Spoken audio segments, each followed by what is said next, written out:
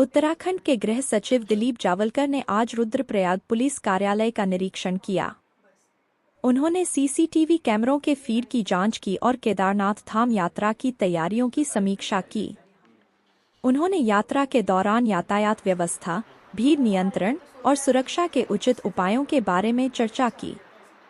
उन्होंने यात्रा व्यवस्थाओं की समीक्षा के लिए जिलाधिकारी कार्यालय में बैठक की। इसके अलावा उन्होंने ड्रोन से मॉनिटरिंग और आपदा प्रबंधन के बारे में भी चर्चा की। उन्होंने यात्रा के दौरान यात्रियों की संख्या, वाहनों की संख्या, यातायात की समस्या व यात्रियों की समस्या से संबंधित कॉल्स के बारे में जानकारी दी।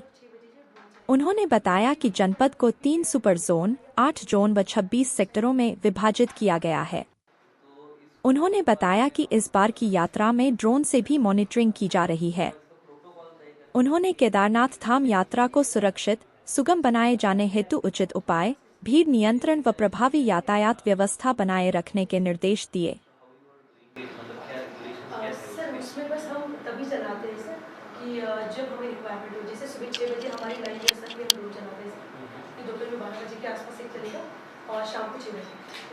पटवारी को भी यूज़ कर लिया कि सर उसको भी हमने 5 सेक्टर्स में तोड़ दिया सो दैट पटवारी को भी अपना हमें समय से सिविल डिसीजन हो गया था सर, वहाँ पे ये हो जाएगा।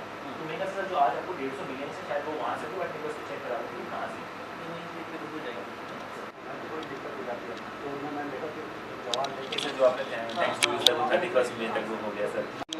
हमारा शुरू हुआ है बट अभी पूरा वैसे हम लोग को करना बहुत ज़रूरी है हमारे पुलिस। देखिए अभी कपाट जब से खुले हुए हैं उसके बारे में जो भी लोगों का एक मत बन रहा है और हम लोग जानते हैं कि ये हमारी मुख्य यात्रा ज़्यादातर हमारे पहले 1.5 महीने में होती है।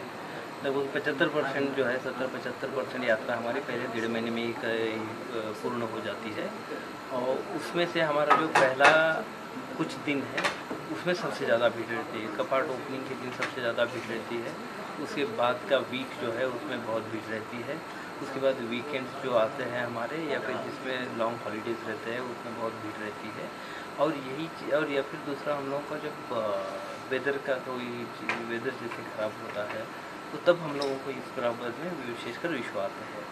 बाकी समय में यात्रा जिस तरीके की जिला प्रशासन की व्यवस्था वगैरह है उसके हिसाब से यात्रा जो है वो ठीक चलती रहती है और यात्रियों का भी जो है उसमें काफ़ी सहयोग रहता है। लेकिन ऐसी स्थितियों में जब कहीं दिक्कतें आती हैं तो उसमें हम लोगों को विशेष ख्याल रखने की ज़रूरत होती है और विशेष तैयारी की भी ज़रूरत होती है। तो इस तैयारी को लेकर काफ़ी शासन लेवल पर भी मीटिंग हुई थी। ऑनरेबल सीएम साहब ने भी मीटिंग करी थी और फिर उसमें उन्होंने ये भी कहा था कि हम लोग मीटिंग तो कर ही लेते हैं लेकिन हम लोगों को धरातल पर भी जाके देखना चाहिए कि व्यवस्थाएँ कैसी है और जो है वहाँ पर अधिकारियों की वहाँ पर बाकी स्टेक होल्डर्स हैं उनकी कोई समस्या तो नहीं है, उसका समाधान किस तरीके से किया जा सकता है।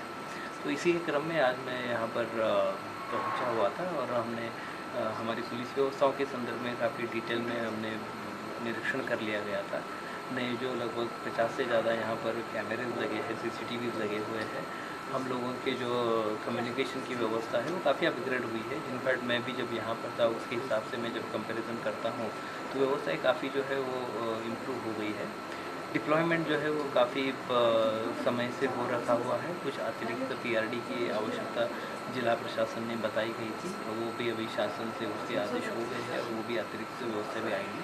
आज की डेट में केदारनाथ की व्यवस्थाएँ जो है यात्रा की दृष्टि से देखें तो हम लोग जो है कहेंगे कि वो सुरक्षित है, ठीक चल रही है।